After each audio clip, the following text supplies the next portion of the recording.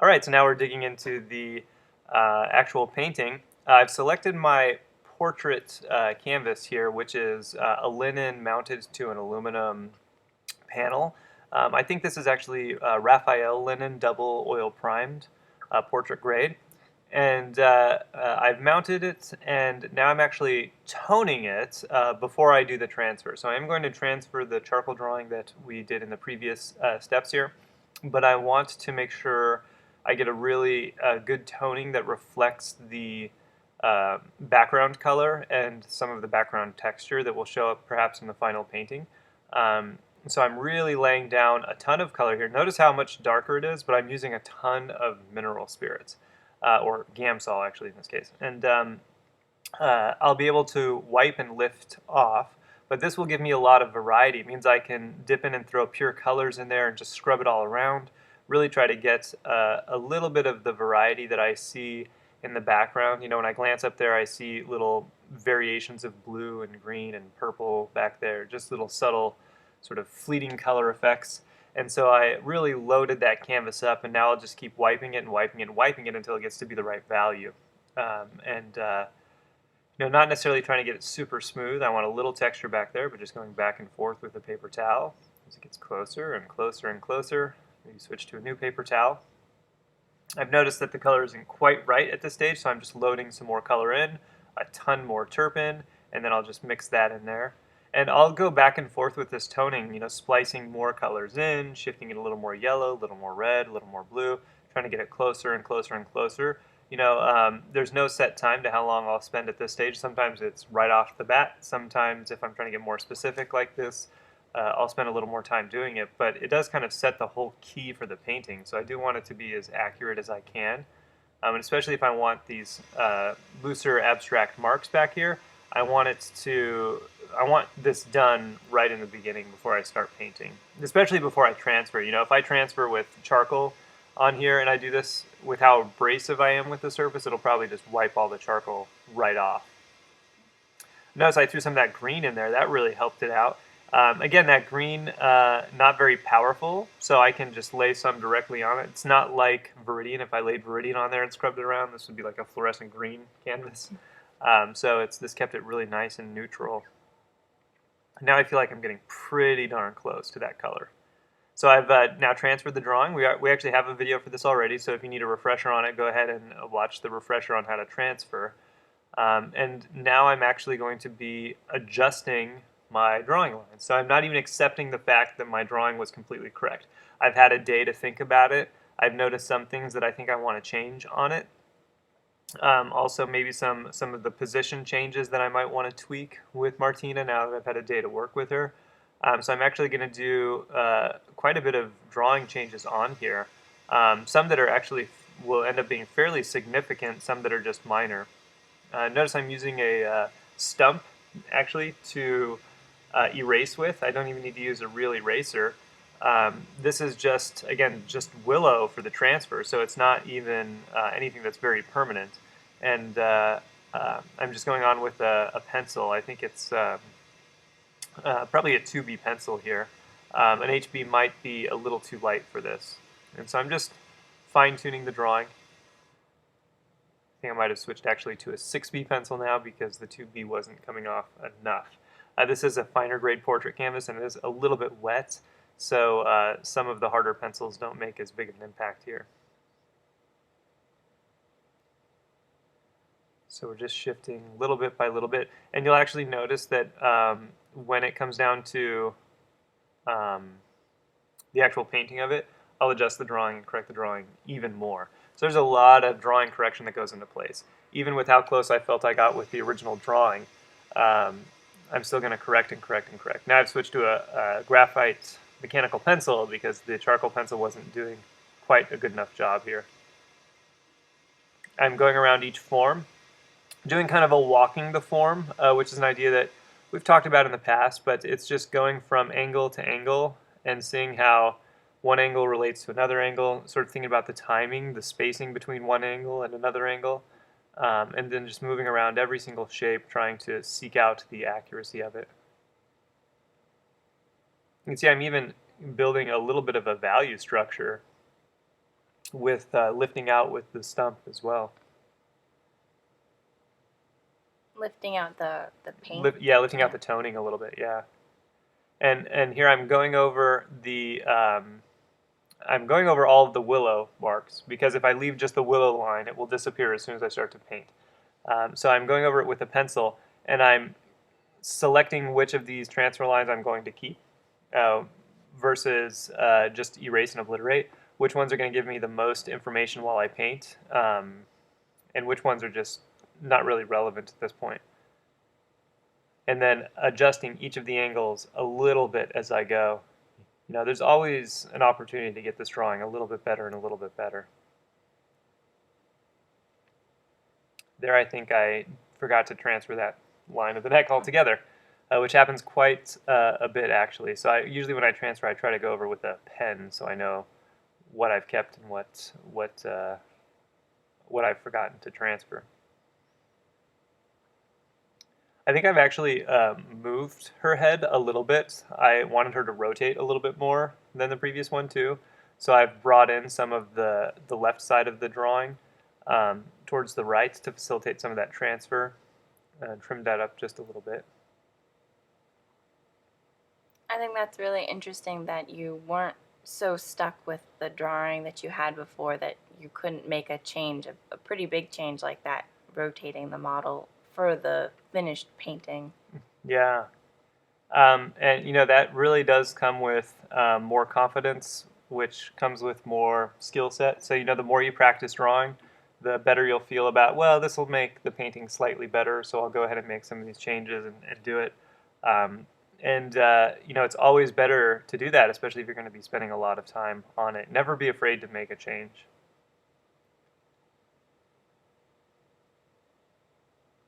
I want a portrait that I'll be happy with, a portrait with the fewest regrets possible. And so if I can facilitate a change at the very beginning to do that, I will. And you might just not have the knowledge yet to be able to do that, and that's fine. But you do want to get as close as possible. And even if it's not making compositional changes, at least making corrections and refinements to the drawing.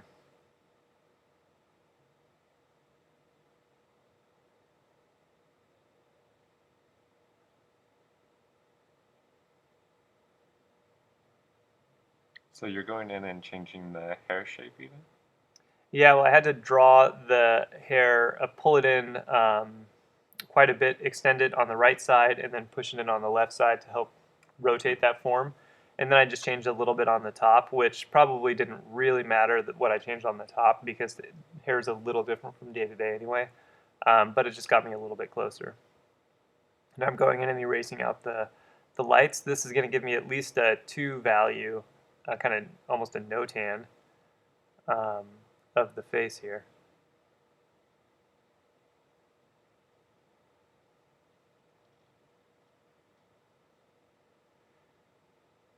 This will resolve at least a little bit of the value structure that I'm thinking about before I start to lay in the color. And the way we're laying in the color here is not the typical way that we've done before where we're doing an open grisaille. I'm actually going in with more of an abache here, meaning I really am trying to lock into the actual colors that are there and lay those down in the beginning to get a really strong color representation of the model before I proceed to finishing strokes. So it's paint that's typically very thin. This is just paint with Gamsol in it. So it's almost like a watercolor or a gouache painting here. And I'm trying to lock into some of the true colors of, in this case, the shadow. When I laid in the hair, I was trying to seek out the dark hair color that were sort of the undertones of the hair so I can lay the lighter tones on top of it. But I am trying to stay very thin and really get into the actual values that are there. For some of the darker notes in here, I am dipping a little bit into the medium, though, or some oil. I used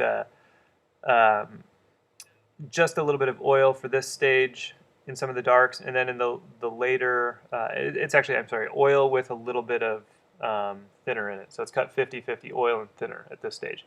And then as I go through the portrait, I'll end up the next day doing paint with a little bit of oil for my medium, and then the third day I think I have a little bit of stand oil in the oil as well. So I get a little bit fatter as time goes on. So I've got a little bit of that 50-50 oil and thinner mixture in here. That'll keep my colors a little bit richer as they dry, as I start to lay in some of the colors around. So it's still simplified color. You know, each area is pretty much one color, but I've tried to target what the color is of that area, and then you know, really lay it in there, but lay it thin. Notice I'm not completely mixing my color on my palette 100% all the way. I'm leaving it a little bit broken. So as I scrub in some of these areas here, there is actually a little bit of color variation, and that'll actually help things feel a little bit more natural, as opposed to just painting everything completely flat, one color, which, you know, when I see students do that, I find that it becomes difficult for them to create enough variation in there to make it look realistic. It always looks like a kind of a block in. I'm just using a bristle brush here. Actually, it's I think it's an ivory brush from Rosemary, so it's their synthetic bristle brush. I really like these for drawing. I can get really precise with them. And they're really good at scrubbing some paint on there, really handling the paint almost like a drawing.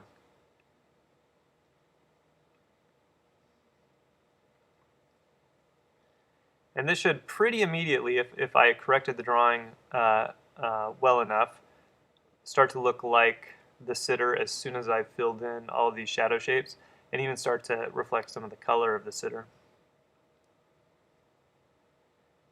And again, just like before with the drawing, if it doesn't look like the model at this stage, especially after how much time I spent drawing it, I need to revisit some of the major shapes here.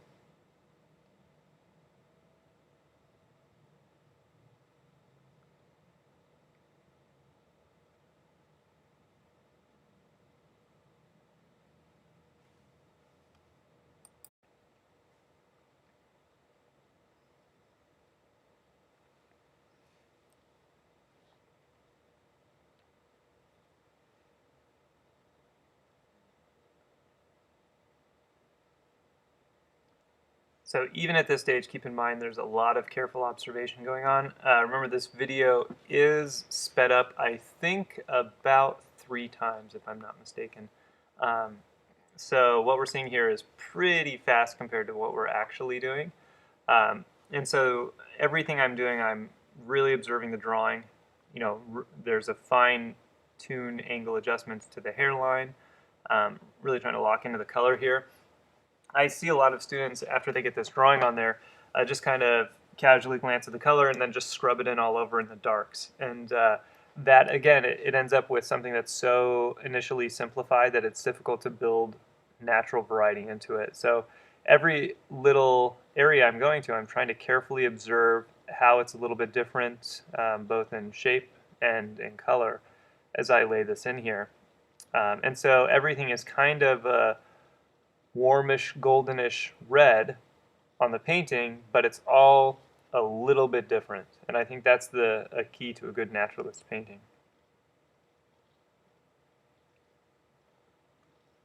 And it's also nice at this stage, it's easier to change things like the drawing or color because the paint is still thin. Is that true? Right, yeah, the paint is so thin that not only is it easier to kind of splice color in without getting them muddy or mixing them, but obviously the changes to the drawing are a lot easier to accomplish.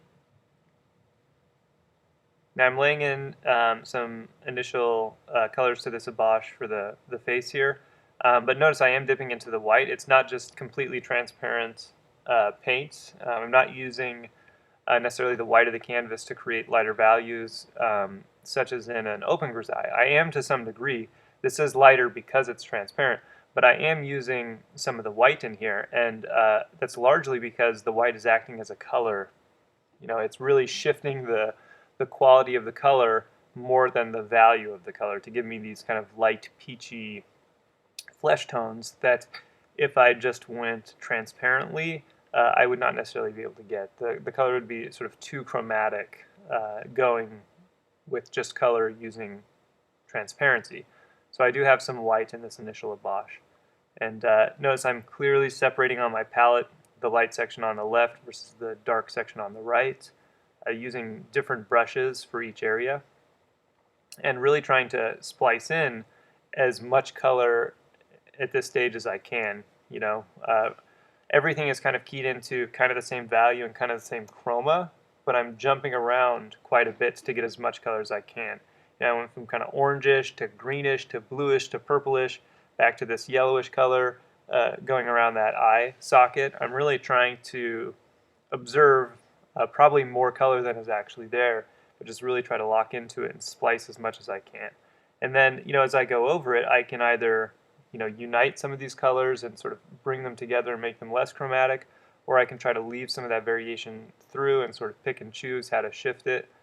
So there's sort of an option of how naturalistic versus impressionistic I want to go after this, but this at least gives me a lot of color information in the very beginning to key off of.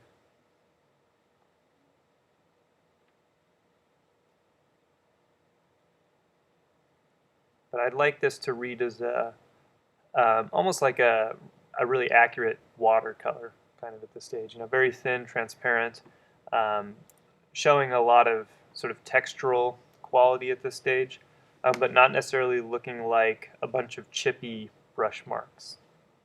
So notice I'm doing a lot of scrubbing in here, just really getting the paint a little wetter and then rubbing it into an area. And this would just be with terp, not with the terp and oil mixture.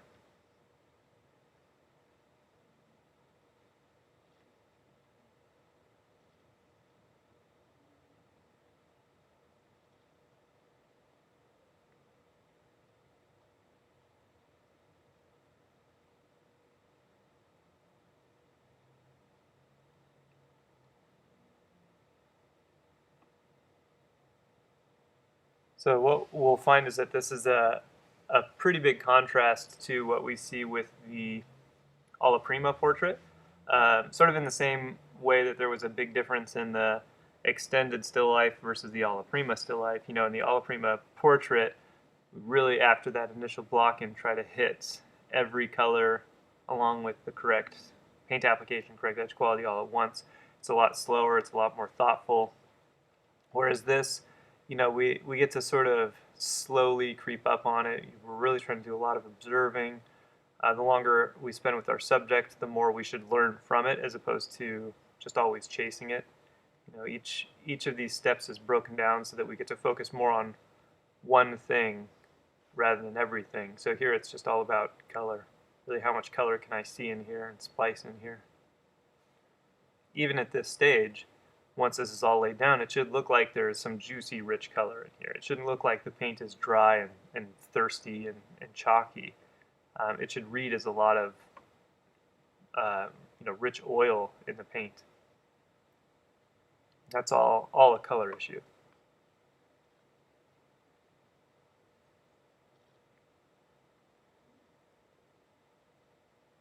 Working some more darks in there.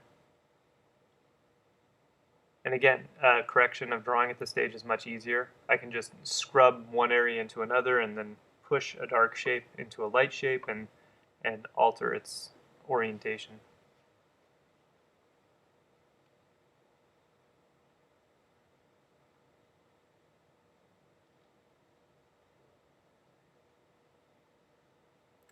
And here too, it doesn't even really matter if Martina moves too much. I am doing some structural changes, so I just need her head kind of in the right spot.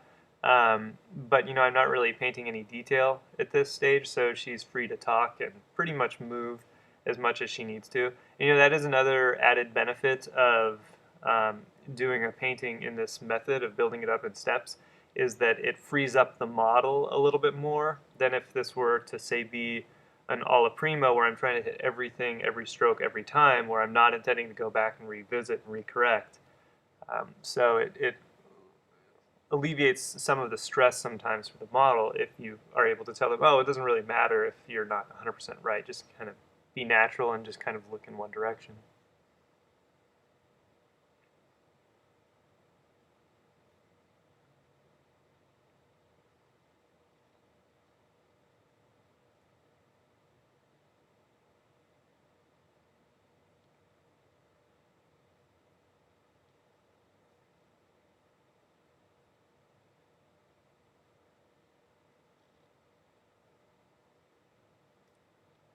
And again, it's kind of that structural idea, just thinking about the structure of the head, of the skull, of the distribution of lights and darks.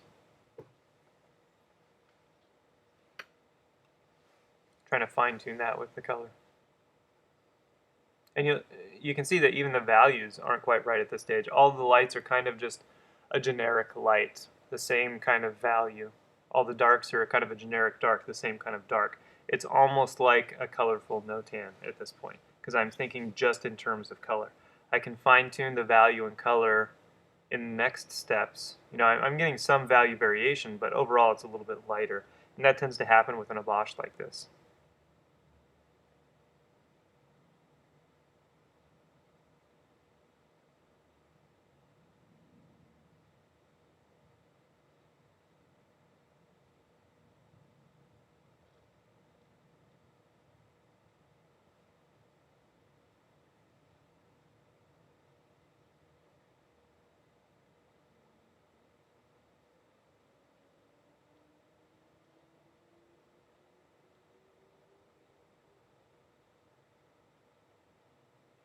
I'm thinking a little bit about the color zones of the face here.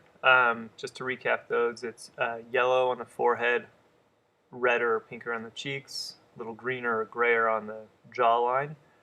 That has to do with the capillaries we see, how tight the skin is pulled against the bones, and the model themselves.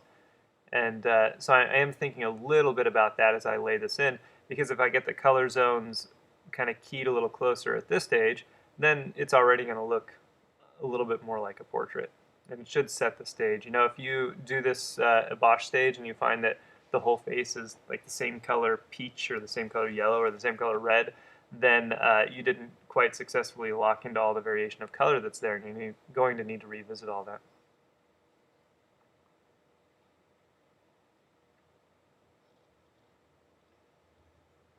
I think I've noticed at this point now that she has kind of a tricky jawline as it relates to the light source here. It gets very, very subtle as it recedes back towards the ear, and it becomes very ambiguous where that dark turns to light. So it's a little more difficult to measure, especially as I let her be a little more free with kind of her movements. And so I didn't necessarily noodle over that area too long, so the drawing still isn't quite right in that area. But it's something that I've taken a mental note of that I'm going to have to sort of think about. And if I realize that that's going to be an area that's going to need more attention now, then that kind of at least sets me up mentally to be able to kind of think about it and contemplate it. It'll tell me that I need to, or I should, work in some surrounding areas to really lock in some anchor refinement so that I'll be able to go back in and key into that later. It also tells me that because it's so subtle, it's going to be handled later on in the painting. And it's probably going to have to look a little awkward in that area for a while until I've built up quite a bit more information to where I can go in and be able to put in that subtlety and help it read correctly.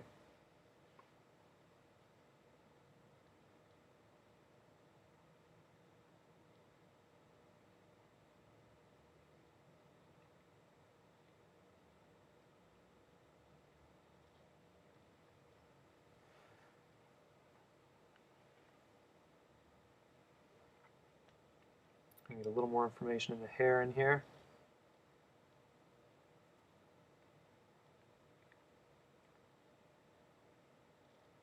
Notice I only ever do a few strokes before I go and dip back into the paint. Even if it's an area where it looks like there's kind of all the same color in that area, it's only ever 2 to 4 strokes maybe, and then I go dip back down into the paint.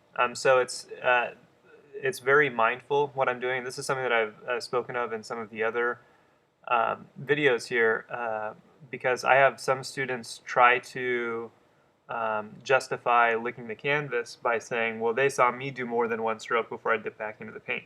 But there's a difference between doing 2 or 3 strokes with paint you've picked up versus doing 10 or 20 or 30 or 50 strokes after you've dipped into a puddle of paint.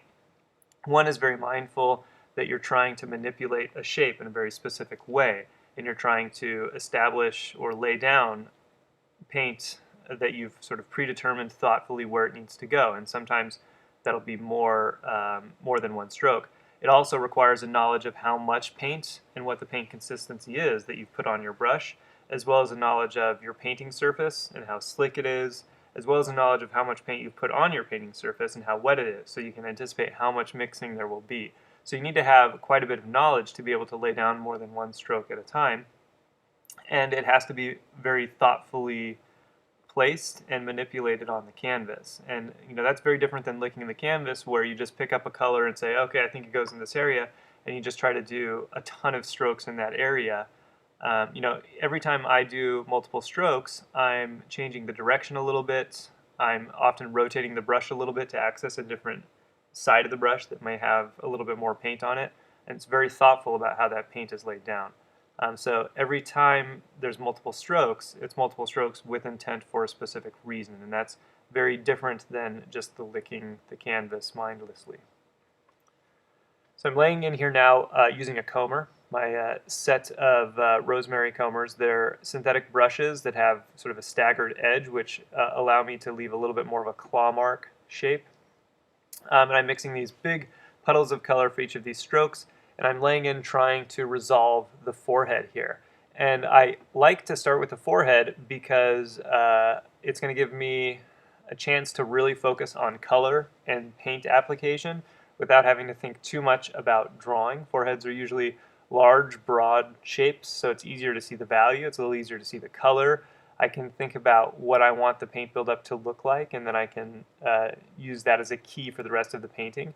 And what we'll actually see is that I don't think I actually even revisit the forehead much at all later on in the painting. So what we see here ends up being, for the most part, some finishing strokes here in the forehead. I do revisit some of the other areas of the portrait after I do this initial laydown, but this forehead stays pretty similar throughout. And so I'm trying to see sort of abstract shapes and marriage that with little pieces of anatomy as I paint this forehead. I'm trying to lock in onto just the right amount of value range. I don't want to over-model the forehead, make it too light to too dark as it gets to the sides. I do want to try and turn as much form as I can with color. So you see I'll just do a stroke or two, then I'll pick up more color, modulate it just a little. All the colors on my palette here are very, very similar, but they're all just a little bit different. That's that variety that's going to give us that really natural look and feel to a painting. I see some students who will spend 10 minutes just mixing one big color for the forehead, and then it's just one big color for the forehead, and there's just not enough variety for it to look natural. I like seeing your very large, spacious pile of paint that you've mixed subtle differences of color into. That's really helpful to see all the variation that you can get in that one area. Right, yeah. If you're doing just little tiny puddles, especially if they're not connected, you really can't see how each of these little pieces is going to look next to each other on the canvas. So this really gives me a really strong, good idea of what I can expect up there. And oftentimes it's not even quite right. So that's why I do a little tap up there in a new area. I realize it's not quite right, and then I go back and I just end up mixing a whole bunch more into it to fine-tune it. And the bigger your puddles are with the more paint you're using, I mean not impasto amount of paint, but a good amount of paint, the more you can subtly modulate that puddle. Use a tiny puddle of paint, you mix a tiny puddle of paint, and you dip in with a little too much red, and all of a sudden that puddle is completely red. Whereas, these really, really big puddles, I can freely dip into my other colors, and it's not going to influence the color too much. It's just going to subtly shift it instead. Whole different brush for the darks.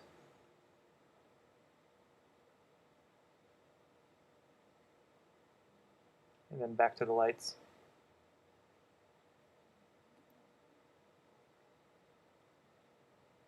Are you using your color sketch at this point to kind of guide your color choices? Yeah, well, every once in a while, as opposed to guiding my choices, it's more to just use it as a check, kind of in the same way we would use anatomy as a check after the model has left. So as I'm building this, every once in a while I'll glance over at the color sketch and ask myself, is it turning out kind of like the color sketch, or am I really missing some of the key that I locked into here. Maybe I made everything a little too pink and I need to go back and shift it a little more yellow. As opposed to, really isolating the color sketch, which I could do. I could isolate the color sketch, lock into a color, and then start there. That's a good way of doing it. I observed it once, so that theoretically could be good enough. But this will at least inform me as to whether or not my choices now were correct or my choices before were correct. It's kind of like I'm looking at my color sketch sometimes and looking at the model and thinking, oh, I don't know if I made quite the right choice there, but if I made that color but just a little more yellow, that'd be just right. And so I can use it in that way. That color sketch really, it is just sort of a fleeting impression, a study. Even if it looks correct, it might not be 100% right. And it does really represent more of a broken color system of mixing as opposed to a modeled or softened system of mixing. And so they may look right collectively, but individually they may be pushed way past the chroma that I want for a more naturalistic portrait like this. And that's kind of like you were saying, you pushed the chroma a little bit more in the color sketch. So if you were to isolate that and then match that in your finished painting, would you end up with a more chromatic painting? Yeah, and I would have to sort of balance it out with a lot more broken color so that when somebody steps back, it reduces to more naturalistic tones.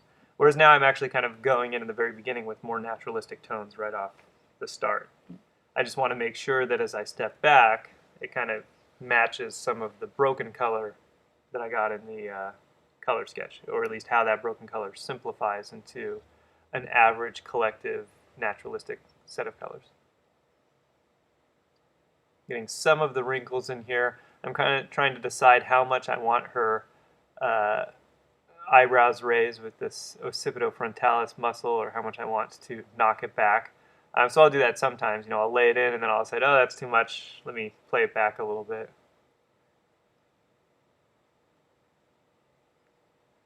It's a good muscle of expression, but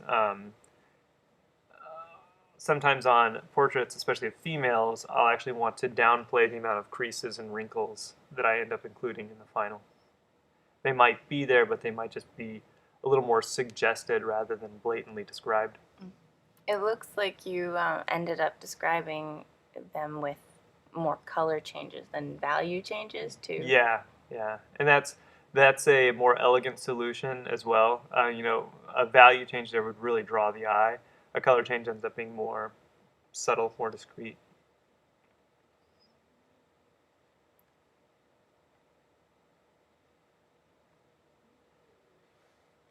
So I really am trying to lock into something solid to anchor myself off of. And this is actually very, very similar to what I would do in an alla prima portrait. It's a great way to start just giving yourself something on the painting that is at least pretty close to finished and pretty close to as much correct as you can have, and then just launch everything else off of that.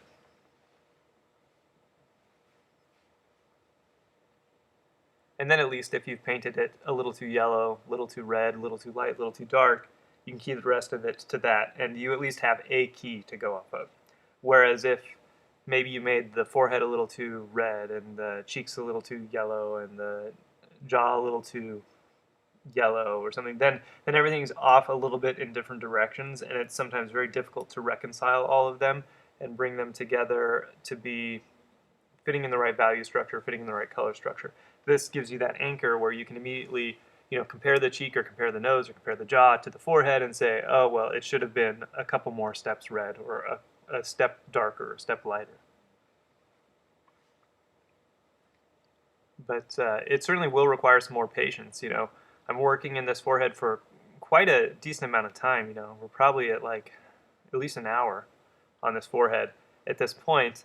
And I don't think I've ever really had many students who could just slow down and paint a forehead for an hour. Force themselves to see carefully enough and closely enough and isolate enough and really seek out the brushwork they want and seek out the color and light distribution that they want.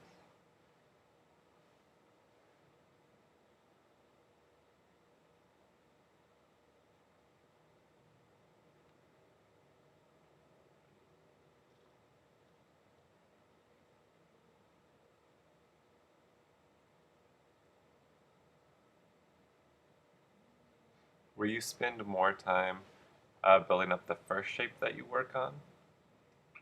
Usually, yes.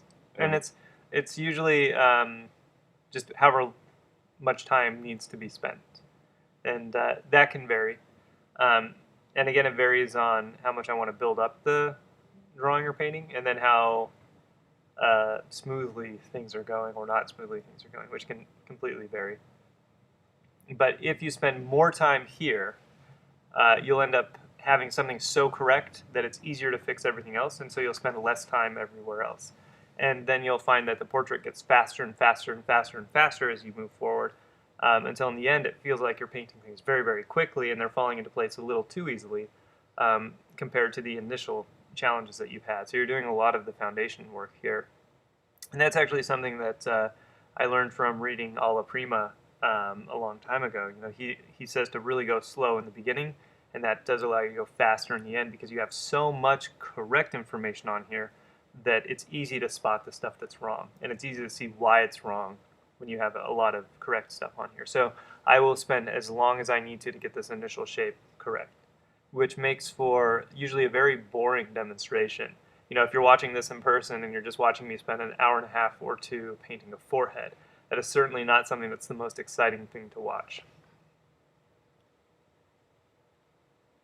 I think my goal in this first sitting actually is to get not just the abosh down here, but an initial coating of all of the structure of the face, the initial structure. So I'm going to try and work down to the cheeks and jaw, I think, in this first session with the model.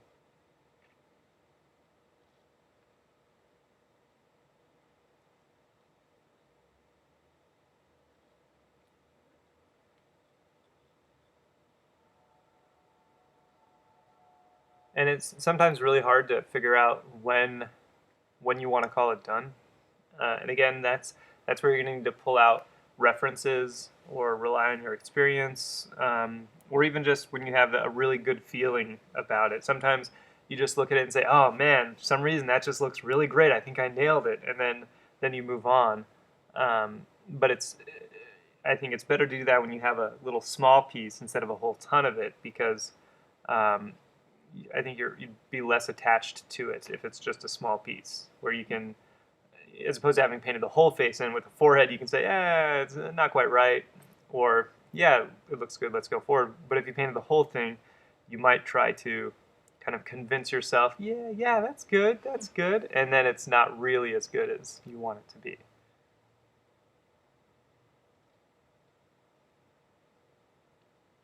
Laying in some initial shapes for that hair there. Notice I'm still not really softening much of anything. I'm softening finely now a little bit from the forehead into the hair to create some of those smoother, more buttery transitions. But all that forehead, there was no softening. I'm actually trying to leave independent pieces of paint there to suggest some of the texture of human flesh, um, and give it a little more natural quality than it would be if it were completely smoothed out, which can sometimes look a little waxy, which might be okay on a younger model maybe, but I want to show a little bit of the life in here. And so I'm really careful not to be blending any of this. You know, anytime I put a mark down there, it's really to apply paint or to maybe alter the quality of the brush stroke in some way.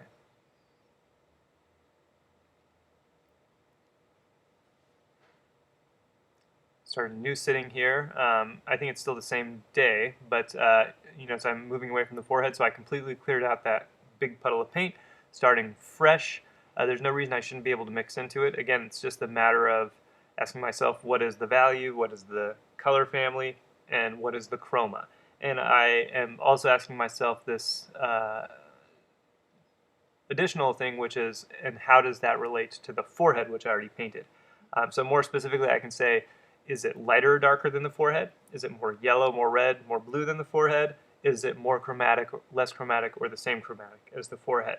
And now that I have that anchor, I can have an even stronger ability to lock right into there immediately, as opposed to just asking myself those questions based off of the model. which in a situation like this, the model does have a little bit more light on her than the painting does because we're under the same lamp, but has planes that are facing towards the light in areas that are a little more reflective than my painting. And so she is going to be picking up and reflecting more light. And so her value range is going to be a little more broad than my painting can be. So there's always that translation of values that has to take place. But if I have the anchor of the forehead, it's a lot easier to say, is this, again, lighter or darker than the forehead, more red, more yellow, more blue than the forehead, more chromatic or less chromatic than the forehead. And you just ask yourself that for each section, and then things start to flow quite a bit easily because you have that initial established set of colors and shapes. So you can see now it's going to feel like I'm laying in the rest of this painting much, much faster than the forehead. I'll be able to paint the whole rest of the structure of the head in the same amount of time or less than it took me to key into that one forehead piece. Does it matter which shape that you build up first? Because I would think, for example, it would be easier to key the level of finish off of like the mouth, which has a lot of smaller shapes and more varied detail than the forehead.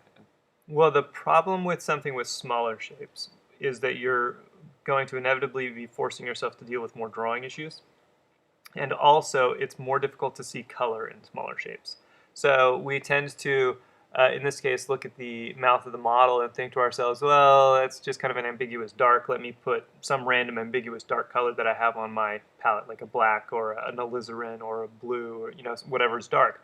I find again and again students reaching to a particular color because it's dark instead of because it's the color that they need to put in an area. Because they're responding first to value. And so you start with something smaller, then it's more difficult to see the little color qualities within it. The bigger and broader the shape you start with, the better the chance you have at being able to target the color. In this case, the biggest shape that I saw was the background, so I started by targeting the background color.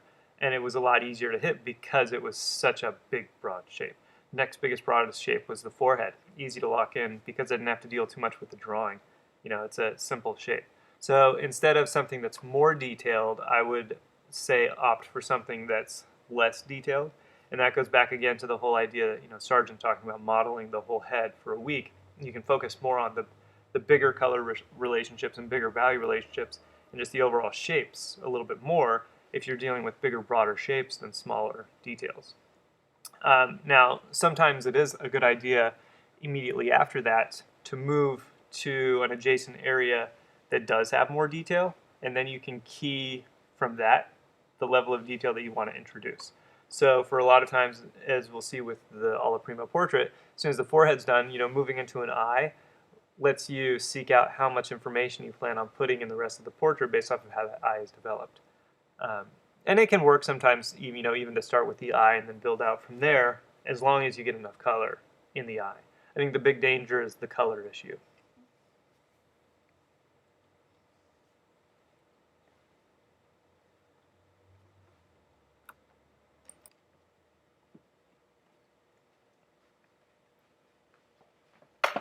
So I'm just getting lighter and lighter and lighter in the nose here.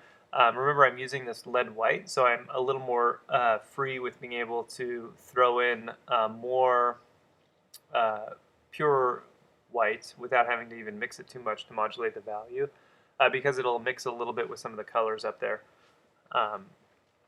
But we are using a little bit thicker of a paint, so I have to modulate. It's not going to push to the side as much as it did with the Abosh layer. Some of it will lay on top, some of it will mix. That's all controlled by the pressure of the brush and also the angle of the brush to the painting. If I get more sympathetic to the canvas, meaning my brush is more parallel to the surface of the canvas, then the stroke will be more gently laid on top of the paint that's in there. If I approach it with more of a kind of a stabbing motion, get more perpendicular to the canvas, there's going to be a little bit more mixing involved. And so I kind of utilize that along with just the force to determine how much of the color I'm using is going to mix in versus lay on top. So for example, if I want to lighten up an area with a lead white, I can go in more perpendicular to kind of mix it as I lay down the stroke and get a little more color on the pure white. Whereas some of these other colors, I want to just gently lay on top of and create some subtle variation. So I get a little more parallel as I lay down that paint. And even sometimes anchoring my finger like that so I can get really more delicate and just really place some strokes on top. I still want a lot of variation. I don't want everything to be completely mixed on there. So it's pretty critical that each of these little strokes that I'm laying down read as independent variations in color, but at the same time, I don't want them to appear as chippy brush marks. So it's a different kind of idea. I know a lot of students who really struggle with this idea of paint application because they lay the stroke down and it looks just like a chippy, broad, sort of flat brush stroke. And then by the end of it, they just have kind of this mosaic look on their painting instead of the more natural, kind of wispy looking marks that they're intending to get. And that has a lot to do with the pressure and the angle of their brush to the canvas, as well as making sure they have just enough medium or oil to make a fluid brush mark.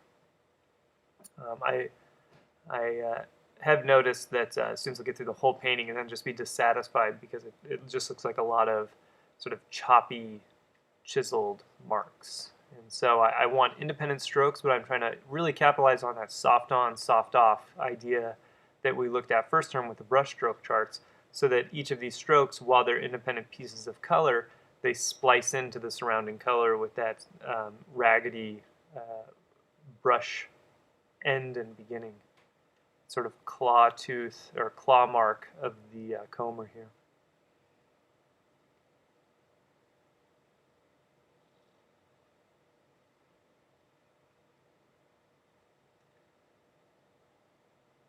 The idea that I'm sort of thinking about as I start to lay these little bits of color in, not only just, again, relating it back to the forehead, you know, lighter, darker, more colorful, less colorful, but it's also thinking of it kind of like with the drawing we did last year, where the abache underneath is kind of like my drawing after it's been stumped, and it needs a little bit of cleanup work. So I'm mixing in or mixing little bits of color to act as the little dabs that are going to go over or sort of in between the little color bits from the abache, so that as I piece it together and clean up a little bit and then a little bit and then a little bit, almost like these tiny little dabs, it's closing the paint film more, like it did kind of with the drawing, cleaning up those dots, sort of closing the paper and not having the white speckle through, and it gives the painting a more solid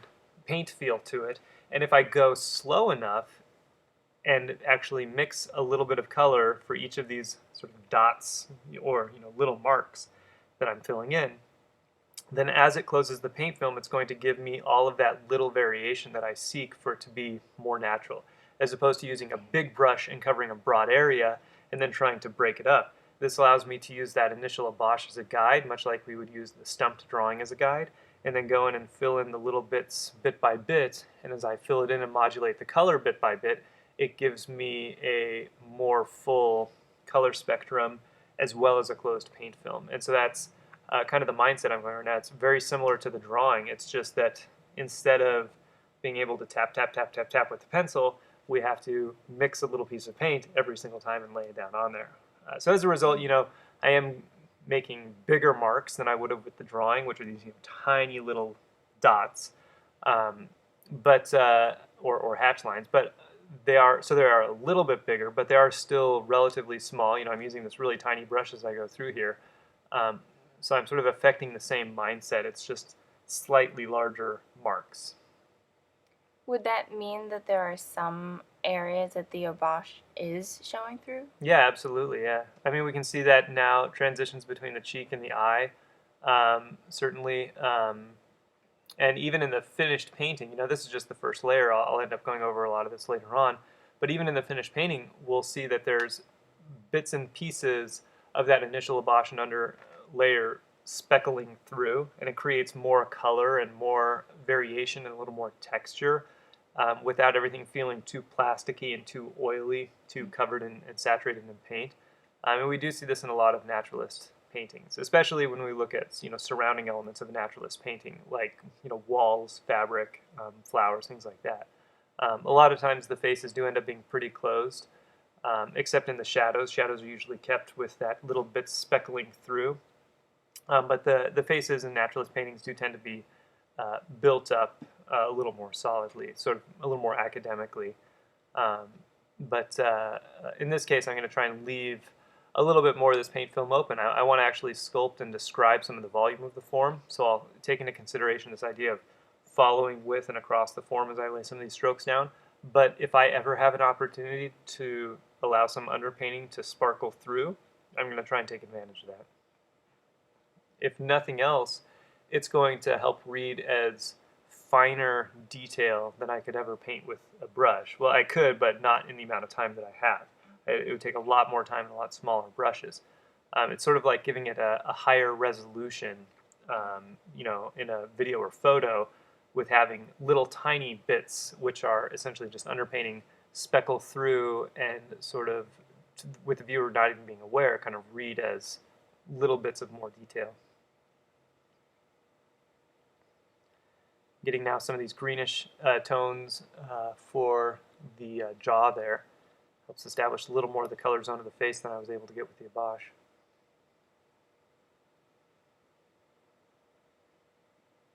And the great thing about these combers is not only can I just do broad marks like I just did there, but when I go into areas like the mouth to get these little detail bits in here, I can actually twirl the brush and the comber will actually turn into a really, really super fine point. And so I can do tiny little shape modulations or tiny little edge modulations that I would normally have to use a very small pointed sable to get. So it's a lot of nice variety with that brush, and that's just the, I think it's the 1/8 inch comber that I'm using for those areas. And then I think as I go into the shadows, I bump it up to a 1/4 inch comber, which is a next size up. And just in varying that size between the light side and the shadow side helps me to keep in this case, the shadows a little more simplified than the light side. So even if you don't really notice, it's actually sort of playing to this idea of more detail in the lights than the darks, just because of the size brush that I'm using.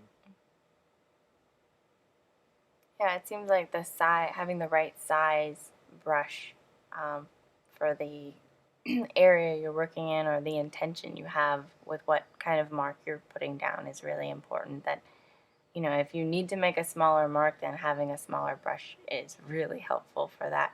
But if you want to just simplify something, you can do that without too much trouble just by Right. choosing a different brush as well. Yeah, you don't even have to think about the idea that you're simplifying an area. Mm-hmm. It's just painting with the larger brush will force kind of a level of simplification into your work, and it'll appear more natural that way.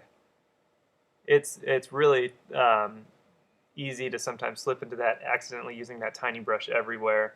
And not only do you run into those issues of the hierarchy of detail being offset, but it just takes so much longer to paint some areas when you're using a tiny brush, that really, when we're working with a limited time frame like this, trying to do a portrait in essentially 10 to 12 hours here, which is what this ends up being, we really can't waste time with a little brush.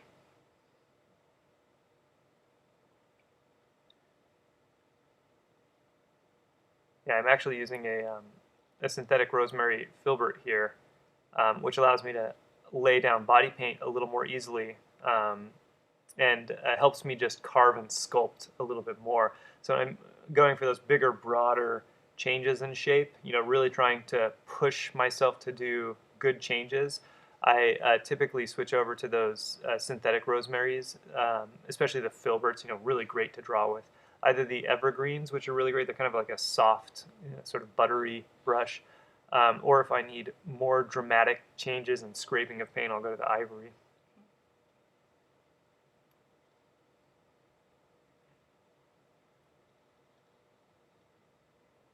So now we've spent not even as much time on the cheeks and mouth area and jaw area and chin as the forehead, but I've been able to effect enough changes to get it much more closer to a likeness. Again, still thinking just in terms of the structure of the face. As I'm going to lay down those little bits and kind of do the cleanup and close the paint film, just little tiny modifications of the shape along with the color. And that's sort of very similar to what we would do in drawing also, selectively, like we talked about just before in the drawing, selectively cleaning up to correct and modify the shape as needed. Same thing is happening here with the initial paint film application.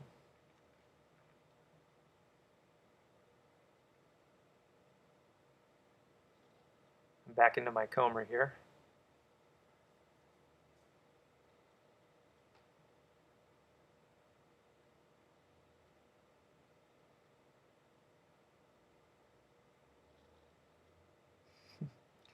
So notice I'm still working on the structure of the face, so I'm letting her talk as much as she needs to, really, or as much as she wants to, just engaging her in conversation.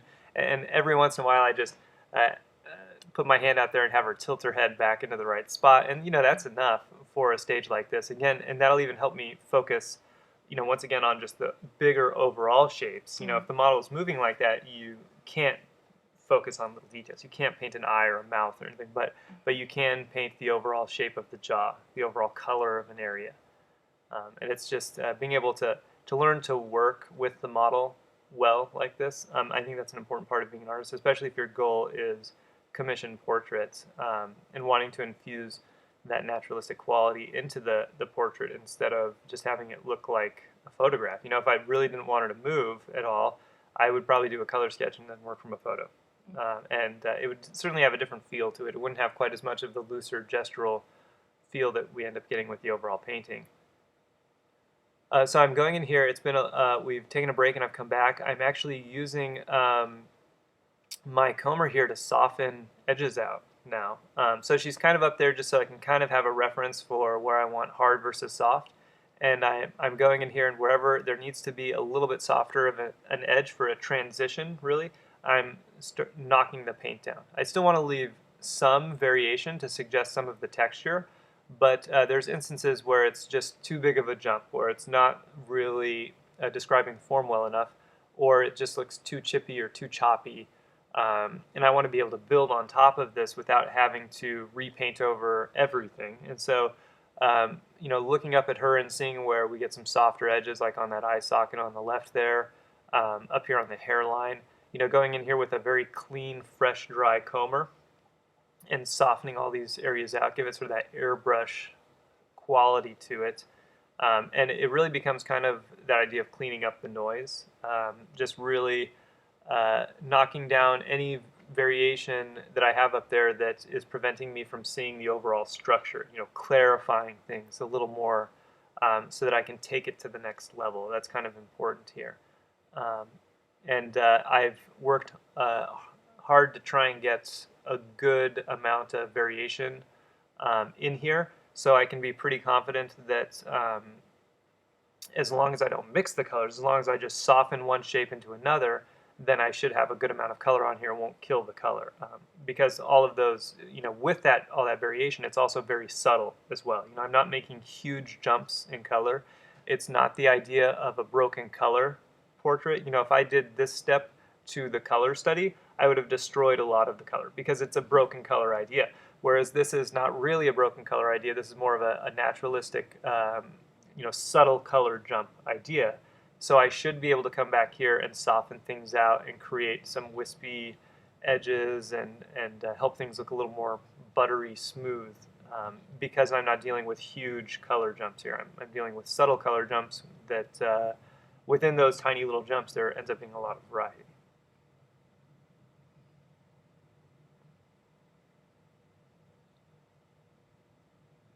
And so this is sort of like an advanced stage of the notan. We've built all the color in. We're now working edges as well. This is really that idea of structure. I've painted a skull here with flesh on it. This is, her without any of her features. There's kind of a mouth suggested. There's definitely no eyes suggested. Nothing suggested in the nostrils at all. And even the nose is really, really simplified compared to what her actual nose is. But it really shows you the importance of getting the structure and sculptural quality of that skull in if you want to get that likeness right away. And then from there, we can add the features on and be successful about it and not realize that, the eye is a millimeter to the left or to the right, or the nose isn't quite in the right spot or angle. because the structure is so solid and strong on here. So this is a good place to be at for the end of the session as we're getting up here. Again, I think we're probably about at 3 hours here.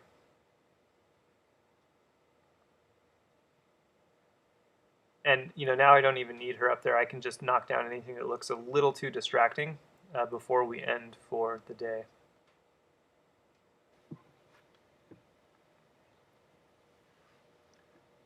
At this point now, I'm starting to dip into some paint here. Martina is still not there. This is after the session. It's still before the next session with her.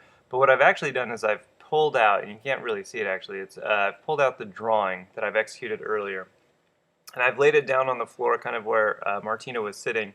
And I'm using the drawing elements from the drawing, the shapes and the values and the edges, combined with looking at the color reference for some color, and I'm trying to knock in a little bit more color and refine the shapes a little bit more, which I can do to some degree just using that drawing reference. I don't really necessarily need her there. I can actually adjust some of the structure of the painting. I can start to indicate a little bit more, like I did the mouth. Here I'm going into the side of the face. I want to seek out the edge of that jaw. And since I figured it all out in the drawing, and Martina is not moving around, as much as she was when I'm painting her, because we were letting her talk so much, it's actually easier to lock into some of these finer measurements, these finer, smaller, more delicate shapes, just utilizing the drawing, and then referencing back to the color sketch to get all the colors. So, Keaton, that kind of comes back to what you were talking about earlier, which was, if you have just the drawing and the color sketch, can you do the painting? And, I don't normally like to do a ton of that, but there's situations where, especially like after the end of the day, you kind of get blind by staring at the model so much. So this just gives me almost like a printed reference to look back to, and I can make some changes at least, hopefully in a positive direction, work it kind of as much as I feel comfortable with, and then bring Martina back to fine-tune some things. I wouldn't go too much into some of the features like the eyes, for example, with this approach, just because in the color sketch it's so simplified that there's not really any color information past just the eye sockets. But certainly, like the cheeks, the boundaries between the cheeks and the hair behind it, seeking out that jawline, readjusting some of the color under the chin. These are all things that I can do just by referencing the color study for the color information, and then looking at the drawing and doing some more precise measurements off the drawing to shift around the shapes here and there. Okay, that makes sense.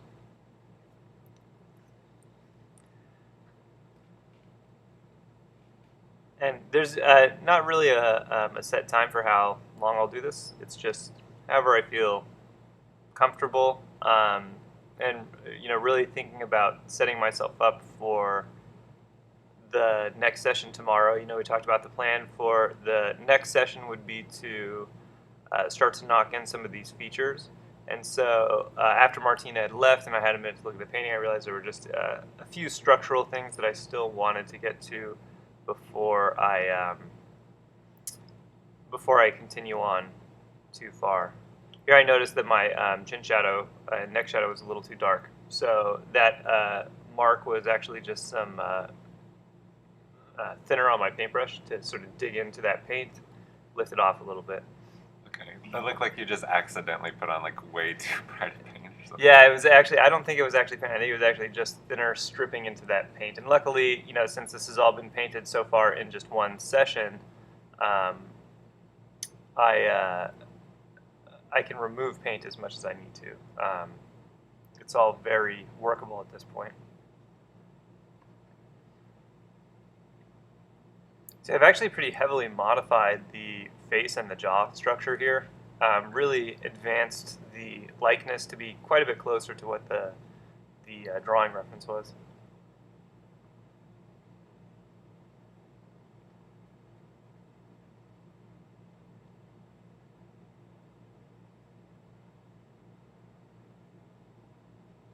What I may find though, as things go on, is that the lighting, or Martinez's position under the lighting may not be completely the same ultimately as what my drawing is. So while I'm using my drawing here for some value and shape references, some of that may actually change just a little bit when she gets up there. I am going to go off of nature more than anything else. This is just kind of give me a head start for some of the block in.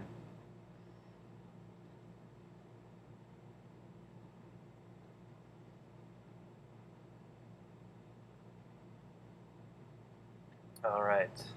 I just did some white balancing there with my paper towel, comparing what some of the colors of her flesh tone were against the color of my paper towel. And I'm getting ready to go in and back to work with the model. With that white balancing, can you only do it like you held it up right in front of you? Are you only able to do that if you're in even lighting on your canvas and on the model? Like otherwise, if the lighting was different, would you have to have the paper towel like next to her? No, not necessarily. No, and actually, you would want it in your lighting condition. You want to see what her colors are compared to your lighting condition. And with the paper towel, it was kind of nice because it was so wide that when I held it out like that, I was actually able to have it in front of her and in front of my painting at the same time, so I could compare them both against the same paper towel. This will also eliminate the tendency that some students have to angle their paper towel or their white balance card or whatever they're using and have a different lighting on their card for the model as they do for the painting. And so that can drastically actually affect our perception of value and of color. Oh, interesting. So they need to be on that same plane, completely vertical.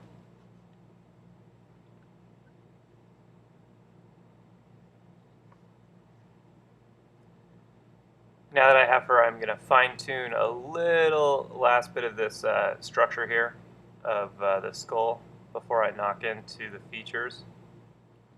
Again, the more confident I am that the structure is correct, the more confident I'll be when I go to lay in the features. I don't want to have to repaint features if I can help it.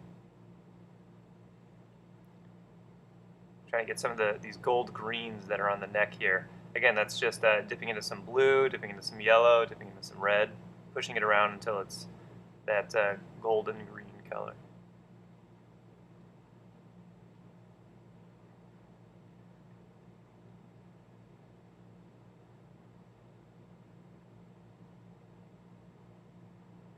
And now we're into some features.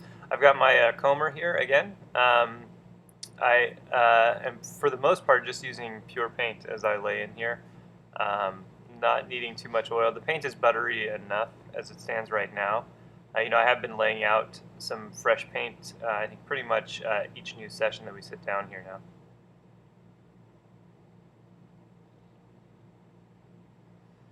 But notice how, as I'm starting with the feature, the first thing I'm doing is fine-tuning the structure of that socket a little bit, the shape of it, and some of the values a little bit, even before I jump into the eye. Again, I'm just getting myself a little more familiar with that shape, making sure it's exactly how I want it to be before I start to paint that eye in there. I don't want to have to realize that my eye socket was a millimeter too wide later on, and thus have to change the eyeball that I painted in it.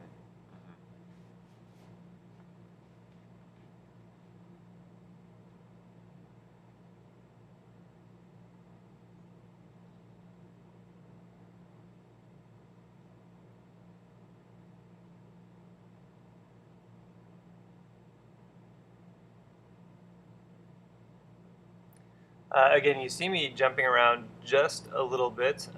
Again, this is not something that I used to do when I started, but I only do it now because I have a little bit more advanced color mixing skill. So if your color mixing skills are still lower, like you can't mix right back into the color of an area and value of an area that you want to, I would recommend just really trying to buckle down and stay in one area. And if you get kind of mentally fatigued, or you just trying to avoid it, just take a break and take it slow, and keep coming back to it and really try to stick into one area as much as you can.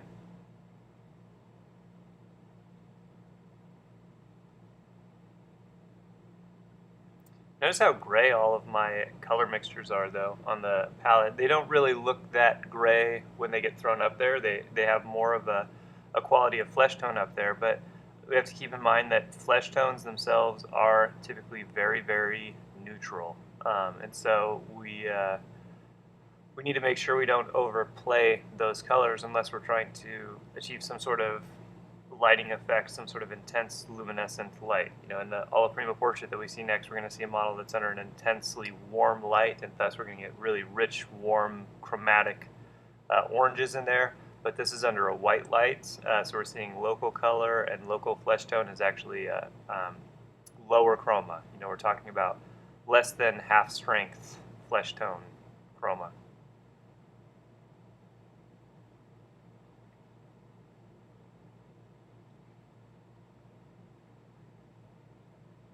You guys see how I made a huge light puddle next to all those other colors I was mixing? Instead of trying to lighten up my current puddle, I actually went in and made a whole new light puddle as I started to move into the lights. I try to keep all my values really nice and clear. So I've got really light on the left, I've got my darker flesh tone in the middle, and then I've got my accent darks on the right. Okay. And you're using separate brushes for those? Yeah. Because I'm not dipping into really any medium here, I'm avoiding trying to do too much cleaning with the terp. Now I've just done it there, but I'll make sure I really wipe out, use as many brushes as I can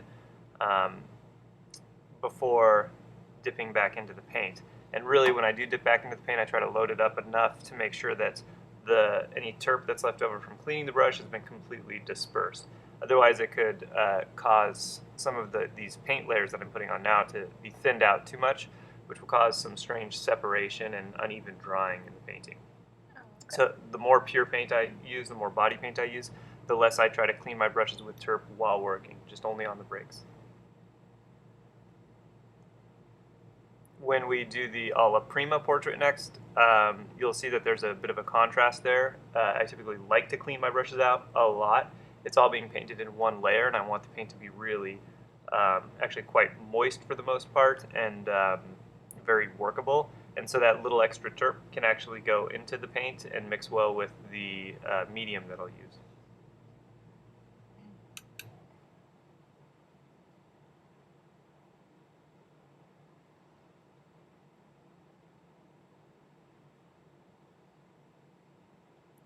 Got a really tiny brush here that I'm using. I think it's actually a Sable by Rosemary. And I'm just doing some drawing in here, actually, seeking out the notan of the eye. Again, keeping it really simple, just trying to identify what is the color of that eye in both the eyelid and the iris and pupil, just as very simplified colors and values, and trying to just block them in with those simplified color and values without too much detail to ensure that I get it in the right spot and in the right tilts and angles and orientation. You know, that curvature of the upper eye is really important because it gives a lot of the perspective. It describes a lot of the tilt and the angles of the face, just in where you put the peak of the curve on the top of the eye. So we have to give special attention to that curvature to make sure it falls in line with where the model's head is looking.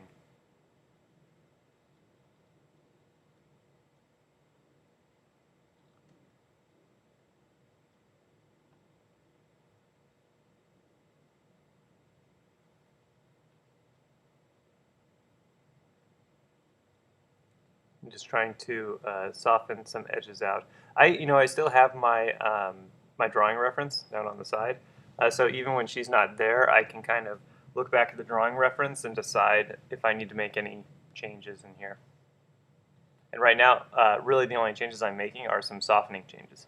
I want to lay down, smooth out the paint enough so that there's not a whole lot of kind of crazy random detail happening, and it'll allow me to go to a higher level of finish. It's kind of like cleaning up the noise. But luckily, since the values and colors are all so close together in this eye, I'm not going to run too much of a risk of them getting muddy, as long as, again, I'm working one shape at a time and continually wiping off my brush as I soften each of the areas. So that last time Martina just went on break, Mm-hmm. you softened some edges and then cleaned your palette. Is that something that's good to do while the model's on break generally? I would only recommend doing that for a student if you have a drawing that describes your shape, value, and edges pretty well, so that you can use it as a reference. Otherwise, until you've developed quite a bit of experience and knowledge and understanding of anatomy and light and dark, I would not recommend doing that. It's something that I would have never done the first few years of painting, never working from the model when the model's not there. But now I feel able to do it a little more just because of my familiarity with the subject. Okay. So you wouldn't do something like that if it was a different subject matter so much? If I didn't know anatomically well enough what I was looking at, I would be a little more hesitant to do it, especially if I didn't have a drawing reference to go off of. Okay. But here I do have a pretty solid drawing reference to go off of, so I have a little more workability, at least with basic shapes and basic edges. Remember we talked about before how there was very little information put in the drawing because it was black and white. All those values are really tight together, but I could at least get the edge quality in the drawing of everything that's in the eye socket. So even though I can't paint a full eye with all the information that I ultimately want to paint in here, because they're all color shifts, by using my drawing reference, I still can adjust the edge quality and the basic structure of the eye. Okay. That's interesting.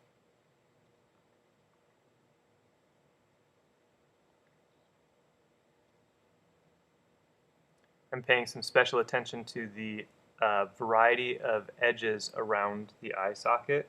Again, variety of edges, really critical in taking your drawing or painting past that blocking stage and into more refinement stage, because all of those tiny manipulations of those edges, as the socket meets the nose and as the socket meets the forehead, and even on the bottom where it meets the cheek, all of those describe subtle variations in how rapidly the form is turning from the socket to the other planes. And so without that, it looks really flat, like a cut out and pasted shape on the skull. Whereas we want to describe that there's these tiny, tiny little variations as the edge of the socket moves around. And that's all going to be described with the edge quality. The edge quality describes how rigid something is, how smooth something is, how gently something turns, or how rapid something turns. So I try to give a lot of attention to that variation in there by actually applying paint at this point. Later on I can soften it once I make sure I have enough paint on there.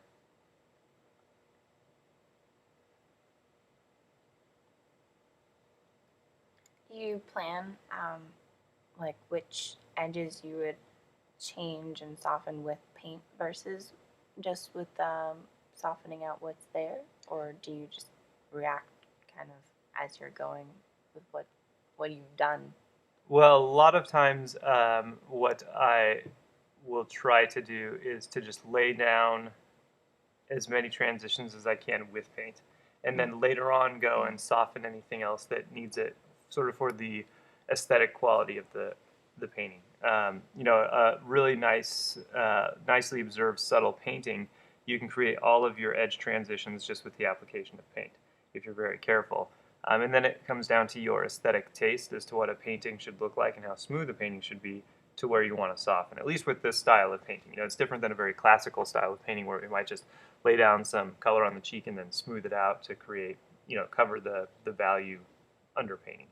So that's very different. It creates a smoother painting, whereas this, we're trying to create all the little subtle variations that make flesh tone and skin look like that. So I'm trying to actually lay down without having to soften as I go, with the intent that I can always go back at the end of the session and soften anything out that maybe I didn't quite hit the transition just right, or I just think should be smoother for the sake of putting it out of focus or whatnot. It's a little bit different than alla prima, where I might be planning more with my brush selection, the quality of an edge, being broken or just completely lost or just flicked out a little. That's kind of different because it's an art form in and of itself to select that edge quality, and sometimes it has to be done while the paint is being applied to achieve those effects. So it's a little more demanding intellectually, whereas here I can actually kind of set aside this idea that I need to do any work softening an edge and just think that my primary goal is to describe form and volume with just application of paint and not have to soften any edge whatsoever until the very end when I can separate that step out and soften if needed. So just like everything else in this portrait that we've done so far, it's really about separating the various steps that we have to do to get a nice finish so that I don't have to think about everything all at once, and I can thus commit a little more attention to each of the individual steps. Okay. And also, it lets me revisit the drawing even more. Because remember, I'm doing more drawing here. It's more just more fine-tuned drawing, more delicate drawing, more drawing where I'm having to actually use my eye now because the changes in angles are so tiny that I can't actually hold my dowel out. So I'm relying on all this training from the sketchbooks to see, how is this little shape a little bit different than this little shape next to it. So that requires a lot of sort of mental attention and just mixing the color and value and locking it in as tightly as we're doing now. That requires a ton of mental attention. And so, it's easy to see why students neglect the edge aspect and things get so mushy just by putting too many strokes one after another. Whereas if I just lay a piece down with a stroke or two and then get a new color, lay a piece down with a stroke or two, then I don't have to think about that edge quality until later. So that's usually what I recommend most students do, especially if they're trying to paint more naturalistic or classical like this.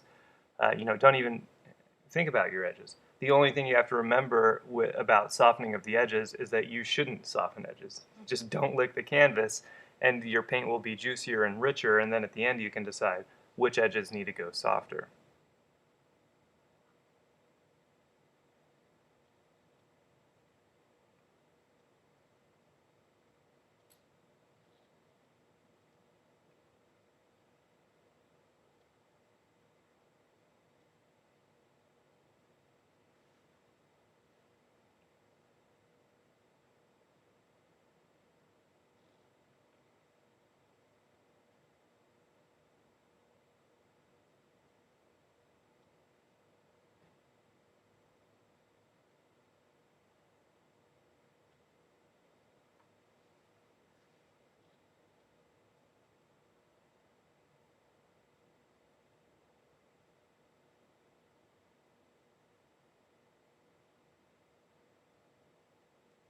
All these tiny little marks, notice how as I add them in, it seems to barely make much of a change at all. And part of the reason is because our camera is so far away that at this distance, and if you were to view the painting at this distance, you're mostly looking at the structural thing, the idea of the correct overall shape, the correct overall value, the correct overall color, the simplified quality that reveals or creates the accuracy of a piece.